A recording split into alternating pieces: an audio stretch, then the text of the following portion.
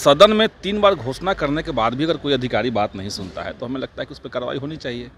लेकिन इतना ज़रूर है कि इस सरकार की साख जो है उसको के पाठक ने गिराया है, क्योंकि वो चले गए लेकिन अभी तक लेटर जारी नहीं किए। आप कह रहे हैं ईमानदार है, हमने कहा कि आउटसोर्सिंग एजेंसी वाले पूरे मामले में जांच बैठाइए, कैसे बिना टेंडर का ठेका मिल गया लोगों को। एनडीए का पुराना जो चरित्र रहा है शिक्षक विरोधी, ये वही दिखाता है, इसमें कोई तर्क नहीं है। लेकिन जो शिक्षक प्राइमरी के टीचर थे उनसे आप बीपीएससी का सवाल पूछेंगे तो आप कैसे जांच पाएंगे कि वो टीचर अच्छे पढ़ा रहे हैं कि नहीं पढ़ा रहे हैं। हम जांच की मांग अभी ही कर रहे हैं, शिक्षा विभाग में जांच हो, और आप यकीन मानिए कि सबसे बड़ा भ्रष्टाचार शिक्षा विभाग के अंदर हुआ है। शिक्षा विभाग के अपर मुख्य सचिव के पाठक को लेकर के खूब जो है वाद विवाद हो रहा था, और बिहार के सीएम नीतीश कुमार ने जो बात कही थी सदन के अंदर उस बात को भी नहीं मान रहे थे। उसके बाद देखिए अब के पाठक की छुट्टी हो गई है शिक्षा विभाग से, उन्हें केंद्रीय प्रतिनियुक्ति कर दिया गया है। इसको लेकर के जब सवाल किया गया भाकपा वाले के विधायक है संदीप सौरभ, तो वो खूब भड़क गए हैं और कह रहे हैं कि देखिए जाते जाते भी जो है वो विवाद बढ़ा के चले गए। VC हो, कुल सचिव है, उनका पेमेंट रोक दिए। उन्होंने कहा है कि शिक्षा विभाग में इतना भ्रष्टाचार हुआ है कि सरकार उसे जांच करा ले तो वो जो है भ्रष्टाचार में लिप्त नजर आएंगे। वो शिक्षा में सुधार क्या करेंगे, वो जब से आए हैं उस समय से सिर्फ शिक्षा विभाग में विवाद ही बढ़ा है। क्या कुछ कह रहे हैं संदीप सौरभ, सबसे पहले आप वो सुने।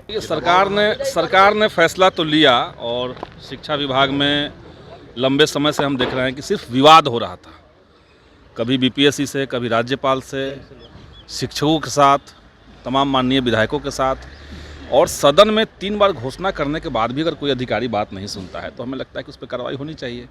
लेकिन इतना ज़रूर है कि इस सरकार की साख जो है उसको के पाठक ने गिराया है, क्योंकि वो चले गए लेकिन अभी तक लेटर जारी नहीं किए। नीतीश कुमार काफ़ी तारीफ करते रहे हैं तो ये बताएं ना कि उन्हीं की बात क्यों नहीं सुने के पाठक। तारीफ भी आप कर रहे हैं, आप कह रहे हैं ईमानदार है, हमने कहा कि आउटसोर्सिंग एजेंसी वाले पूरे मामले में जांच बैठाइए, कैसे बिना टेंडर का ठेका मिल गया लोगों को। उस पर सब लोग खामोश बैठे हुए हैं, तो कहने से नहीं ना होगा। क्या लग रहा है, चले गए हैं, जांच होगी? सामान्य प्रक्रिया को हम लोग ये दबाव का है, ये निश्चित तौर से दबाव का है। उन्होंने कहा कि हम नहीं मानेंगे, बात नहीं मानेंगे, लेकिन अभी तक देख रही है कि वो चले गए हैं लेकिन कोई लेटर जारी नहीं हुआ है। तो तमाम स्कूलों में अभी भी टाइमिंग वही चल रही है। जन्मदिन भी है नीतीश कुमार का, कुछ बोलिएगा? उनको सद्बुद्धि मिले, यही कहेंगे। संदीप सौरभ जी जिस तरीके से के पाठक चले गए, पर टाइमिंग को लेकर अभी भी कोई लेटर जारी नहीं हुआ, क्या लगता है टाइमिंग? ये सरकार की असलियत दिखा रहा है कि सरकार जो है वो ठेके पर चलने वाली सरकार है, इसका कोई माँ बाप नहीं है। मुख्यमंत्री 3 बार सदन में कहते हैं लेकिन कोई सुनवाई नहीं, और वो चले गए लेकिन बात नहीं सुने। तो वैसे लोगों को आप क्यों रखते हैं विभागों के अंदर जो सदन की गरिमा को प्रभावित करते हैं, सदन की गरिमा को लांछित करते हैं?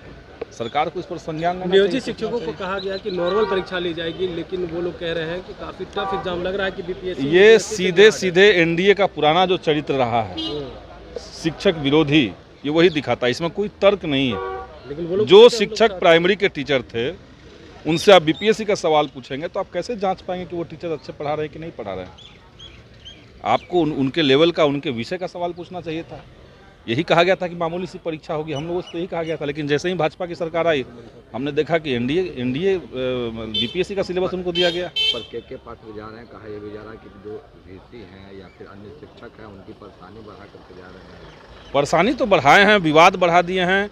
ICT इंस्ट्रक्टर जो हैं, कंप्यूटर इंस्ट्रक्टर जो स्कूलों में बहाल किए गए थे, 6 महीने से ठेका पर बहाल जिनको किया गया था, एक को भी पेमेंट नहीं मिला, उनकी नौकरी खत्म की जा रही है। अब तो आप समझ लीजिए कि सब लोग पैसा देकर के नौकरी में गए, पेमेंट भी नहीं मिला, अब नौकरी भी खत्म हो रही है।